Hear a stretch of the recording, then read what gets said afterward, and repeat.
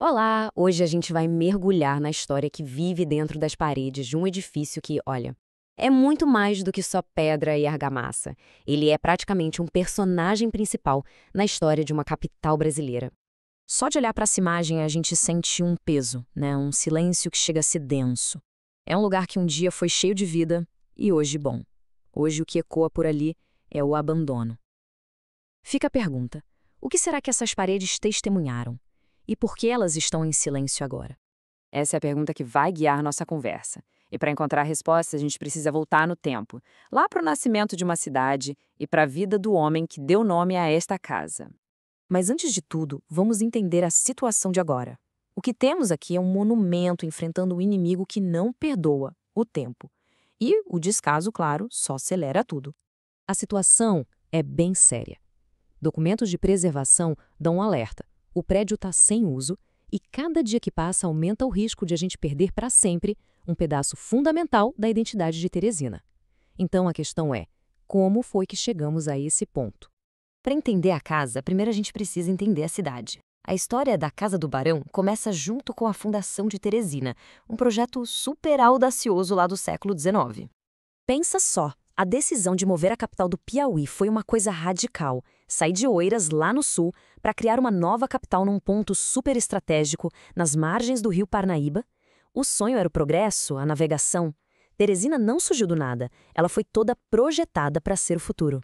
E que projeto, hein? Esse aqui é o plano original. Uma cidade inteira desenhada como um tabuleiro de xadrez, numa planície.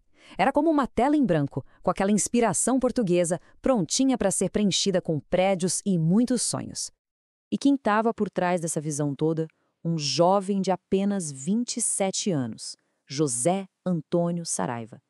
Foi a determinação dele que fez essa ideia de uma nova capital sair do papel e virar realidade. Mas olha, se o Saraiva foi o cara da visão, o João do Rego Monteiro, o nosso barão de Gurgueia, foi o construtor. Ele não só ajudou a erguer Teresina com seus negócios, como também construiu para ele mesmo uma casa que acabou virando um símbolo da cidade nova. E é dela que a gente está falando. Agora, vamos focar totalmente nela. Porque essa casa não foi só uma casa. Ela foi um verdadeiro palco para a história de Teresina, assumindo vários papéis diferentes ao longo de mais 100 anos. Essa comparação aqui é simplesmente incrível.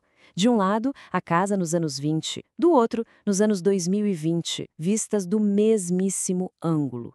A estrutura está lá, firme, como uma testemunha silenciosa de tudo que mudou em volta. É a história bem na nossa frente. Vamos dar uma espiada por dentro. Essa planta baixa mostra como a vida acontecia ali. Tinha as alcovas, os quartos, né, para o descanso, e bem no coração da casa, a varanda. Ela não era só um corredor, não. Era o ponto de encontro, a alma social da residência. E a arquitetura da casa, cheia de personalidade. Uma mistura de estilos, a planta em L, que era bem tradicional, e, claro, esses arcos pontudos, os famosos arcos ogivais, que acabaram virando uma marca registrada da cidade. E esses arcos não estavam ali só de enfeite. Como o arquiteto Paulo Barreto explica, a ogiva foi uma solução muito inteligente. Por ser alta, ela permitia uma ventilação bem maior, o que era essencial no calorão do Piauí. Era a forma e a função andando juntas, em perfeita harmonia. E a vida da casa foi nossa, longa e bem variada. Foi de lar de um barão a seminário, de repartição pública a um centro cultural super querido.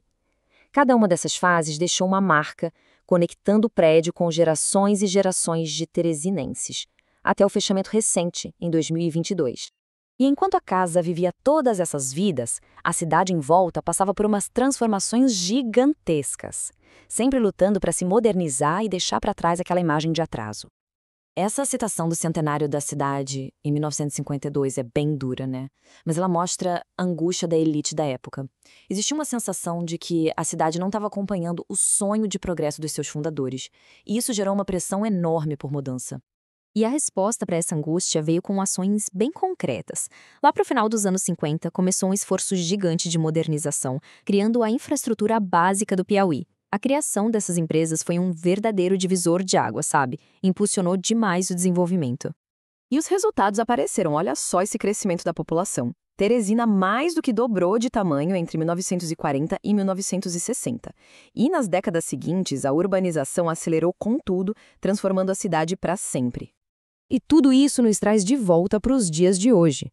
Com toda essa bagagem histórica, a pergunta sobre o futuro da Casa do Barão fica ainda mais importante, ainda mais profunda. As imagens falam por si só. Infiltração, coisas se deteriorando, são sinais claros de que o monumento está sofrendo. Só que agora, quando a gente olha para essas fotos, não vê só um prédio velho. A gente vê a memória de um barão, de uma cidade planejada, de um centro cultural, tudo isso correndo risco. Então, o ponto-chave é o seguinte: preservar não é congelar no tempo.